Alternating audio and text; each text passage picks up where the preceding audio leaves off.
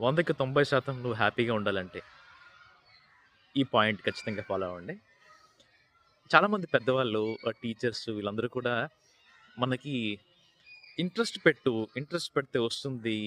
చదువు మీద ఫోకస్ చెయ్యు, ఇంట్రెస్ట్ చూపించట్లేదు. మా పిల్లడు ఇంట్రెస్ట్ చూపించట్లేదు అని చెప్పేసి కంప్లెయింట్ చేస్తూ ఉంటారండి. యాక్చువల్‌గా ఇంట్రెస్ట్ చూపించడం, చూపించకపోవడం నాన్‌సెన్స్ అండి. ఇంట్రెస్ట్ అనేది మనం బలవంతంగా, ఫోర్స్‌ఫుల్‌గా ఆహ్, కల్పించుకోవడం వచ్చేది ఇంట్రెస్ట్ కాదు.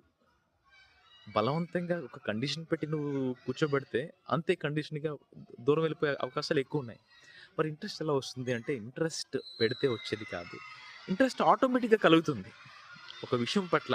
ఫర్ ఎగ్జాంపుల్, మనం ప్రపంచం గురించి తెలుసుకోవాలనే ఇంట్రెస్ట్ పెడితే వచ్చేది కాదు. ఫస్ట్ దేశాలేంటి? కంట్రీస్ ఎన్నున్నాయి? ఒక గ్లోబ్, ఒక చిన్న సైజ్ గ్లోబ్ చూపిచ్చి, అందులో బ్లూ కలర్ అనేది వాటర్ అని, కలర్‌ఫుల్‌గా ఉన్న దేశాలని, ఖండాలెన్ని, కాంటినెంట్స్ ఏంటి?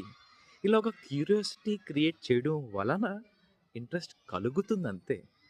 Interest happens. It just happens అంతే. అంతేగాని బలవంతంగా ఇంట్రెస్ట్ పెట్టు అంటే ఇంట్రెస్ట్ వచ్చేది కాదు. ఆ ఇంట్రెస్ట్ రావడానికి కొంత అవేర్‌నెస్ తెలియాలి మనకి. What is what? ఆహా! దేశాలివి, కాంటినెంట్స్ ఇవి, వాటర్ ఇది.